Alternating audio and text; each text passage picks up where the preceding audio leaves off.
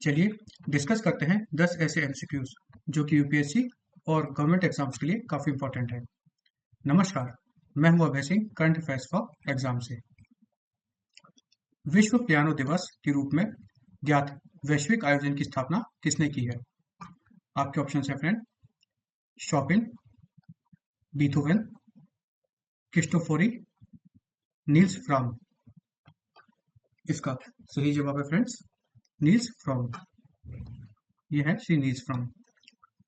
Friends, world piano day celebrate किया जाता है हर साल की 88 डे को, मतलब 88वां दिन। और क्योंकि यह 88वां दिन 29 मार्च मतलब आज को पड़ रहा है, इसलिए वर्ल्ड पियानो डे आज सेलिब्रेट किया जा रहा है। 88 डे को ही क्यों सेलिब्रेट किया जाता है फ्रेंड्स? क्योंकि स्टैंडर्ड पियानो में 88 कीज होती हैं, इसलिए हर साल के 88 डे को यह सेलिब्रेट किया जाता है। अब अगर यही लीप ईयर होता तो शायद यह 30 मार्च को पड़ता। फ्रेंड्स, इस दिन की शुरुआत 2015 में जर्मन कंपोजर नील फ्रॉम ने की थी। पियानो का इन्वेंशन फ्रेंड्स 1700 एडी में किया गया था। किसके द्वारा? बार्थोलोमेव क्रिस्टोफोरी के द्वारा, जिनका नाम हमने यहाँ पे लिखा है। इसका ओरिजिनल नाम क्या था? ओरिजिनल नाम था फ्रेंड्स क्लैमियर सिमेलो कोल पियानो C40, मतलब सॉफ्ट और लाउड दोनों साउंड प्रोड्यूस करने वाला इंस्ट्रूमेंट। इससे पहले का इंस्ट्रूमेंट हार्पिस्कॉर्ड था, लेकिन उसमें डायनेमिक कंट्रोल नहीं था। इससे पहले का इंस्ट्रूमेंट हार्पिस्कॉर्ड है, ये बात आप याद रखिएगा। Friends, grand piano string license की जो टेंशन होती है वो 20 टन तक होती है और इसके कंपोनेंट में 12,000 से अधिक पार्ट्स होते हैं। चलिए अगले प्रश्न पर आते हैं। इथाइल क्लोरोफॉर्मेट के सस्ते आयात के खिलाफ शिकायत किसने हाल ही में दर्ज की है? पोशाक limited, Reliance industry limited, Tata chemicals limited या फिर इंडियन ऑयल कॉर्पोरेशन। इसका सही जवाब है फ्रेंड्स, पोशाक लिमिटेड। फ्रेंड्स, आज के ग्लोबल ट्रेड बैटलफील्ड में मिसाइल से नहीं बल्कि प्राइसिंग स्ट्रेटेजी से फाइट होती है। और इस बार का एक एग्जांपल है पोशाक लिमिटेड केस। पोशाक लिमिटेड इंडिया की सोल डोमेस्टिक प्रोड्यूसर है। किसकी? इथाइल क्लोरोफॉर्मेट की। यह केमिकल यूज होता है फार्मास्यूटिकल्स, एग्रोकेमिकल्स और इंडस्ट्रियल सिंथेसिस में, मतलब इनडायरेक्टली मेडिसिन और एग्रीकल्चर दोनों डिपेंड करते हैं इस केमिकल पर। कंपनी ने एलिगेशन लगाया है कि चाइना से इतने चीप इंपोर्ट्स आ रहे हैं कि मार्केट प्राइस क्रैश हो गया है। यहाँ पे एंट्री होती है डीजीटीआर की। डीजीटीआर क्या है फ्रेंड्स? डीजीटीआर है director general of trade remedies और यह मिनिस्ट्री ऑफ कॉमर्स के अंतर्गत आता है। पोशाक लिमिटेड की जो कंप्लेन है उसे डीजीटीआर ने एक्सेप्ट किया है और इस पर इन्वेस्टिगेशन शुरू हो गई है। उनका कहना है कि क्लोरोफॉर्मेट, इथाइल क्लोरोफॉर्मेट जो है वह डम किया जा रहा है। डम करने का मतलब ये होता है फ्रेंड्स कि प्रोडक्ट को किसी भी देश में इतने कम प्राइस पे आप उसको वहां पहुंचाओ जितने पे वो प्रोड्यूस भी ना हो सके। इससे फॉरेन कंपनी जो कम्पिटिटर्स होते हैं उनको एलिमिनेट किया जाता है। अगर भारत रिएक्ट नहीं करता है तो डोमेस्टिक प्रोड्यूशन बंद हो सकता है और इम्पोर्ट डिपेंडेंसी है वो बढ़ जाएगी। और जैसे ही भारत की इम्पोर्ट डिपेंडेंसी बढ़ेगी, बाद में इसका प्राइस बढ़ा दिया जाएगा, जिससे भारत पर एक नेगेटिव इफेक्ट आएगा। यह केस एक रिमाइंडर है फ्रेंड्स कि ग्लोबल ट्रेड फ्री नहीं होता, एक रेगुलेटेड बैटलफील्ड होता है जो कि दिखता नहीं है पर होता जरूर है। चलिए अगले प्रश्न पर आते हैं। निम्नलिखित में से कौन सा मंदिर जो हाल ही में भारत इंडोनेशिया पूर्ण स्थापना सहयोग के तहत त्रिमूर्ति से समर्पित है? आपके ऑप्शन हैं फ्रेंड, बोरबुदुर, ब्रह्मावनन, अंगोर वाट या बागान। इसका सही जवाब है फ्रेंड्स, ब्रह्मावनन। इमेजिन कीजिए फ्रेंड्स, इंडोनेशिया के जावा आइलैंड पर एक ऐसा टेम्पल कॉम्प्लेक्स है जहां हर स्टोन एक एपिक नरेट करता है। यह है ब्रह्मानंद टेम्पल। इसकी लोकेशन है योग्याकर्ता, इंडोनेशिया में। यह उसकी एक फोटो है फ्रेंड्स। यह जो टेम्पल है वह 9th सेंचुरी में बना था और इसे संजय डायनेस्टी ने बनाया था। यह शोकेस करता है कि इंडोनेशिया में भी कभी एक स्ट्रॉन्ग हिंदू कल्चर इन्फ्लुएंस था। यह जो फ्रेंड्स टेम्पल है यह त्रिमूर्ति को डेडिकेटेड है। त्रिमूर्ति जैसे कि हिंदू ट्रेडिशन में है, भगवान विष्णु, भगवान शिव और भगवान ब्रह्मा को समर्पित है। इसमें कुल मिला के टोटल 240 टेम्पल है। इसमें जो शिव टेम्पल की हाइट है वह 37 मीटर तक गई है। इसका जो मिक्सचर है फ्रेंड्स, इसका जो आर्किटेक्चर है यह जापानीज स्टाइल में है और साउथ इंडियन पलव इन्फ्लुएंस भी इसमें दिखता है। फ्रेंड्स, यह टेम्पल में जो कार्विंग है वह एक स्टोरी टेलिंग का आर्ट भी डिपिक्ट करती है। इसमें जो स्टोरी टेलिंग की गई है वह रामायण और हिंदू के जो बहुत सारे कहानियां हैं हिंदू माइथोलॉजी से रिलेटेड, उसके हिसाब से डिपिक्ट की गई है। इसे यूनेस्को वर्ल्ड हेरिटेज साइट का दर्जा दिया गया था 1991 में। आर्कियोलॉजिकल सर्वे ऑफ इंडिया इसका रजिस्ट्रेशन वर्क कर रहा है और इसका फोकस है कैंडी पवारा स्मॉलर साइंस पर। यह सिर्फ टेम्पल रजिस्ट्रेशन नहीं है, यह इंडिया की कल्चर डिप्लोमेसी का एक टूल भी है। चलिए फ्रेंड्स, अगले प्रश्न पर आते हैं। निम्नलिखित में से कौन सा संगठन कुसुमपुर में ओडिशा के पहले स्मार्ट विलेज प्रोजेक्ट का नेतृत्व कर रहा है? आपके ऑप्शन है फ्रेंड, CSIR, DRDO, ICAR या इसरो। इसका सही जवाब है friends CSIR। Friends, Kusumpur village को भारत का फ्यूचर मॉडल कहा जा सकता है। यह एक छोटा सा गांव है उड़ीसा में, जहां पे 130 फैमिली लोग रहती हैं, लगभग 700 लोग, और वही गांव बन रहा है भारत का फ्यूचर मॉडल विलेज। इसकी लोकेशन है फ्रेंड उड़ीसा के केंद्रपाड़ा जिले में। मार्च 2026 में council of scientific and industrial research अर्थात CSIR ने प्रोजेक्ट लॉन्च किया है यहाँ पर। इसका गोल क्या है? विकसित भारत 2047 तक, और यहाँ पे इंफ्रास्ट्रक्चर डेवलप किया जाएगा, साइक्लोन सेंटर्स डेवलप किए जाएंगे, स्कूल, आंगनवाड़ी और सैनिटेशन भी डेवलप किया जाएगा। साथ में यहाँ पर रिन्यूएबल एनर्जी और एग्रीवोल्टिक अर्थात जो फार्मिंग सोलर के माध्यम से होती है वह भी डेवलप की जाएगी, और एक साइंटिफिक स्टोरेज सिस्टम भी डेवलप किया जा रहा है। यहाँ पे पैडी स्टोरेज भी डेवलप किया जा रहा है जो पोस्ट हार्वेस्ट लॉसेस को रिड्यूस करता है। यहाँ पे लेदर प्रोडक्ट्स की ट्रेनिंग और टेक्सटाइल एंटरप्रेन्योरशिप को भी प्रमोट किया जा रहा है। कहा जाए तो कुसुमपुर को रूरल टेक्नोलॉजी की लेबोरेटरी बनाया जा रहा है, और ऐसे 6 विलेज इंडिया में सेलेक्ट किए गए हैं। फ्यूचर भारत के सिर्फ सिटीज नहीं होंगे बल्कि विलेजेस भी बिल्ड होंगे, जिससे एक नया मॉडल क्रिएट किया जाएगा। चलिए फ्रेंड्स, अगले प्रश्न पर आते हैं। निम्नलिखित में से किस नदी पर 120 मेगावाट लोअर कोपिली जल विद्युत परियोजना स्थापित है? आपके ऑप्शन है फ्रेंड, सुबनसिरी, लोहित, कोपिली या मानस। इसका सही जवाब है friends Kopili. Kopili lower Kopili project यह एनर्जी और ज्योग्राफी का एक संगम है। यह भारत के नॉर्थ ईस्ट इंडिया में रिवर का पावर हाउस है, ये हम सभी जानते हैं, और इन्हीं रिवर्स पर भारत की एनर्जी फ्यूचर बिल्ड कर रहा है। भारत अपना एनर्जी फ्यूचर बिल्ड कर रहा है। इसका लेटेस्ट एग्जांपल है lower Kopili hydro electric project. इसकी लोकेशन है फ्रेंड आसाम में, दीमा हासो और वेस्ट कार्बी आंगलोंग के पास में। इसकी कैपेसिटी है 120 मेगावाट, और इसको बनाने की कॉस्ट है फ्रेंड्स 2300 करोड़ रुपए। इसे डेवलप किया जा रहा है APGCL द्वारा, और इसकी फंडिंग जो है फ्रेंड्स वो एशियन डेवलपमेंट बैंक द्वारा की जा रही है। यह अपने आप में run of the river project है, मतलब इसमें कोई लार्ज रिजर्वायर नहीं है, बस जो पानी आता है उससे ही बिजली प्रोड्यूस होती जाएगी। साथ में इसमें एनवायरमेंटल इफेक्ट भी कम होगा। कोपिली रिवर जो है फ्रेंड्स, इसकी ओरिजिन जो है वो मेघालय प्लेट्यू से होती है, और यह ब्रह्मपुत्र नदी की एक ट्रिब्यूटरी है। इसकी लंबाई 256 किलोमीटर तक है। नॉर्थ ईस्ट एनर्जी डेवलपमेंट के लिए यह एक स्टैटिक इंपॉर्टेंस रखता है, साथ ही यह हमारी फॉसिल फ्यूल पर डिपेंडेंसी भी कम करता है। ये जो पॉइंट्स मैं आपको एक्स्ट्रा में बताते जा रहा हूँ फ्रेंड्स, इसको नोट करते जाइएगा, यह इंपॉर्टेंट है। चलिए अगले प्रश्न पर आते हैं। निम्नलिखित में से किस संस्था ने योगा 365 पहल के तहत हाबिल्ड प्लेटफॉर्म के साथ साझेदारी की है?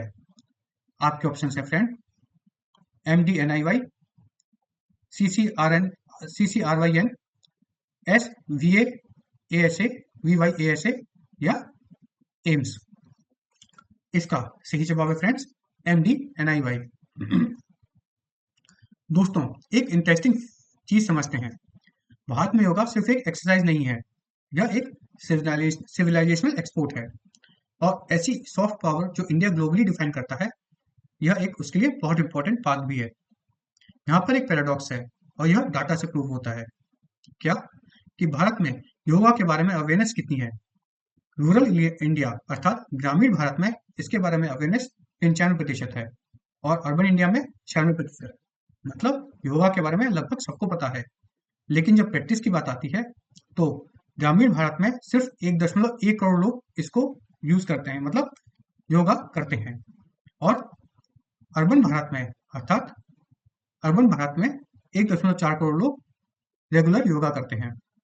यह गैप अवेयरनेस और प्रैक्टिस के बीच का बहुत बड़ा है। इसी को टारगेट करने के लिए गवर्नमेंट ऑफ इंडिया ने लॉन्च किया है योगा 365 इनिशिएटिव, जिसे हम योगा 365 कैंपेन भी कहते हैं। मार्च 2026 में मिनिस्ट्री ऑफ आयुष ने इसे लॉन्च किया है। इसका वेन्यू था विज्ञान भवन, नई दिल्ली, और इवेंट था योगा महोत्सव 2026। अब यह कैंपेन कोई स्टैंड अलोन इनिशिएटिव नहीं है, यह actually international day of yoga जो कि 21 जून को है, उसके 100वें डे का काउंटडाउन है। मतलब जब से यह लॉन्च हुआ है तब से 100वें दिन पर 21 जून को इंटरनेशनल डे ऑफ योगा मनाया जा रहा है। और याद रखिए, इंटरनेशनल डे ऑफ योगा जो कि 2015 से हर साल 21 जून को सेलिब्रेट किया जाता है और इसे यूनाइटेड नेशन द्वारा अडॉप्ट किया गया था इंडिया के प्रपोजल पर। और गवर्नमेंट ने इस बार स्ट्रेटजी चेंज की है, सिर्फ अवेयरनेस नहीं, डेली एंगेजमेंट मॉडल अपनाया है। मतलब हर कोई योगा डेली बेसिस पे करे। उसके लिए MDNIY अर्थात Morarji Desai national institute of yoga ने एक हाबिल नाम का प्रोजेक्ट डिजिटल प्लेटफॉर्म लॉन्च किया है, जहां लोगों को फ्री में डेली गाइडेड योगा सेशंस मिलते हैं। और यह कैंपेन बिल्ड करता है अर्लियर इनिशिएटिव पर, अर्थात वाई ब्रेक ऑफिस वर्कर्स के लिए 5 मिनट जो योगा होगा उस पर, कॉमन योगा प्रोटोकॉल अर्थात जो स्टैंडर्ड योगा होगा वही अलग है। मतलब इसमें अलग अलग प्लेटफॉर्म्स हैं जहाँ पे आप जहाँ पर है जैसे हैं, सुबह अगर आपको योगा करना हो तो आप स्टैंडर्ड रूटीन फॉलो कर सकते हैं, या फिर वाई ब्रेक जब आप ऑफिस में हो 5 मिनट के लिए योगा करना हो तो आप वो फॉलो कर सकते हैं। 2025 में 26 करोड़ लोगों ने योगा डे में पार्टिसिपेट किया था, लेकिन यह नंबर शो करता है भारत की योगा के ग्लोबल मास मूवमेंट को। पर यह लोग एक दिन के लिए करते हैं, न कि पर डे बेसिस पर। MDNIY चाहता है कि लोग हर दिन के बेसिस पर योगा को अपनाएं और स्वस्थ रहें। चलिए फ्रेंड्स, अगले प्रश्न पर आते हैं। निम्नलिखित में से कौन सा शहर भारत में पहली बार 2028 में वर्ल्ड इंडोर एथलेटिक चैंपियनशिप की मेजबानी करेगा? आपके ऑप्शन है फ्रेंड, रांची, गुवाहाटी, पटना या भुवनेश्वर। इसका सही जवाब है फ्रेंड्स, भुवनेश्वर। फ्रेंड्स, अगर आप ग्लोबल स्पोर्ट्स को क्लोजली फॉलो करते हैं तो आप नोटिस करेंगे कि होस्टिंग रैंक एक बड़ा जियोपॉलिटिकल सिग्नल होता है। भारत 2028 में world indoor athletic championship host करेगा और यह पहली बार होगा कि वेन्यू होगा कलिंगा स्टेडियम, भुवनेश्वर। ये बात आप याद रखिएगा फ्रेंड्स, इससे क्वेश्चन जरूर बनेगा। क्या बोल रहा हूं मैं कि भारत पहली बार वर्ल्ड इंडोर एथलेटिक चैंपियनशिप 2028 में होस्ट करेगा। कहां पर? उड़ीसा में। कहां पर? उड़ीसा में, भुवनेश्वर में। भुवनेश्वर में कहां पर? कलिंगा स्टेडियम पे। और यह डिसीजन लिया गया है वर्ल्ड एथलेटिक्स काउंसिल मीटिंग के दौरान, जो हुई थी पोलैंड में, पोलैंड के शहर तोरुन में। वर्ल्ड एथलेटिक कौन है फ्रेंड्स? यह एक ग्लोबल गवर्निंग बॉडी है जो ट्रैक और फील्ड स्पोर्ट्स की। अब समझिए इस इवेंट का स्केल। यह चैंपियनशिप हर साल में मतलब 2 साल में एक बार होती है, जिसे हम बाइलियर कहते हैं, हर 2 साल में एक बार। इंडोर फॉर्मेट इसका मेन होता है, मतलब यह इंडोर फॉर्मेट में खेली जाती है, ना कि आउटडोर, मतलब कंट्रोल एनवायरमेंट में। इसमें कुल 26 इवेंट होते हैं, जिसमें 13 इवेंट पुरुष के होते हैं और 13 महिलाओं के। यह 3 दिन का इवेंट होता है, लेकिन हाईली इंटेंसिव कंपटीशन होता है इसमें। 2026 का एडिशन हो रहा है। 2026 का जो एडिशन है फ्रेंड्स, वह तोरुन पोलैंड में 20 से 22 मार्च 2026 में हुआ है और 2028 में भारत में होगा, भुवनेश्वर में। चलिए अगले प्रश्न पर आते हैं। निम्नलिखित में से किस अंतर्राष्ट्रीय संगठन ने Uttar Pradesh clean air management programme के लिए 299.66 मिलियन यूएस ऋण स्वीकृत किया है? आपके ऑप्शन हैं फ्रेंड, अंतर्राष्ट्रीय मुद्रा कोष अर्थात IMF, एडीबी, वर्ल्ड बैंक या यूएनईपी? इसका सही जवाब है फ्रेंड्स वर्ल्ड बैंक। फ्रेंड्स, अगर आप उत्तर भारत में विंटर्स एक्सपीरियंस करते हैं तो आप समझ सकते हैं कि पोल्यूशन के स्टैटिक्स कितने ज़्यादा होते हैं। यह एक डेली स्ट्रगल होता है और इसी क्राइसिस को एड्रेस करने के लिए वर्ल्ड बैंक ने भारत के लिए 299.66 मिलियन डॉलर का लोन अप्रूव किया है मार्च 2026 में। लोन का स्ट्रक्चर समझते हैं फ्रेंड्स। इस लोन की ड्यूरेशन होगी वह 10 साल की होगी और इसका ग्रेस पीरियड होगा वह दो साल का होगा। मतलब इनिशियल रीपेमेंट डिले भी मिलेगा। ये पैसा कैसे यूज होगा? तो ये यूज होगा ट्रांसपोर्ट, एग्रीकल्चर और इंडस्ट्रीज में। इसमें 200 से अधिक एयर क्वालिटी मॉनिटरिंग स्टेशन बनाए जाएंगे। 3.9 मिलियन हाउस होल्ड पर क्लीनर कुकिंग का उपयोग किया जाएगा और 700 ब्रिक क्लीन्स जो बनाए जाएंगे किए जाएंगे जो कि क्लीन टेक्नोलॉजी को प्रमोट करते हैं। यह प्रोग्राम अलाइन करता है national clean air program NCAP के तहत और इसका गोल है कि PM 2.5 और PM 10 जो होता है मैटर, पार्टिकुलेट मैटर जिसे हम कहते हैं, उसको रिड्यूस करना। और ये सिर्फ भारत तक लिमिटेड नहीं है, यह इंडो गैंजेटिक प्लेन्स रीजन को टारगेट करता है जो वर्ल्ड के मोस्ट पोल्यूटेड रीजन्स में से एक है। एक्सपेक्टेड है कि यह initiative 150 million private investment attract कर सकता है। 150 million dollar private investment attract कर सकता है। चलिए अगले प्रश्न पर आते हैं। निम्नलिखित में से कौन सा अधिनियम भारत में ABS कार्बन के लिए कानूनी ढांचा प्रदान करता है? आपके ऑप्शन है फ्रेंड, वन अधिनियम, विविधता अधिनियम, वन्यजीवी अधिनियम या पर्यावरण अधिनियम। इसका सही जवाब है फ्रेंड्स विविधता अधिनियम। फ्रेंड्स, बायोडाइवर्सिटी आप सोचते होंगे यह सिर्फ एनवायरमेंट का टॉपिक है, लेकिन रियलिटी में यह इकोनॉमिक्स, सोसाइटी और ग्लोबल लॉ का इश्यू है। भारत में एक इंपॉर्टेंट स्टेप लिया गया है। 27 फरवरी 2026 को भारत ने सबमिट किया है अपना पहला नेशनल रिपोर्ट और नागोया प्रोटोकॉल। रिपोर्ट किसने प्रिपेयर की है? तो रिपोर्ट की प्रिपेयर की है मिनिस्ट्री ऑफ एनवायरमेंट और नेशनल बायोडाइवर्सिटी अथॉरिटी ने, NBA। इसका कवरेज पीरियड है 1 नवंबर 2017 से 21 दिसंबर 2025 तक। अब समझिए इसका लीवर फ्रेमवर्क क्या है।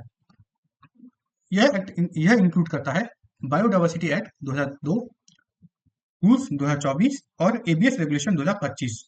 ABS क्या होता है? Access and benefit sharing. मतलब अगर कोई कंपनी बायोलॉजिकल रिसोर्सेज यूज करती है तो उसका बेनिफिट लोकल कम्युनिटीज के साथ शेयर किया जाएगा। इसमें मैसिव डाटा इकट्ठा किया गया है।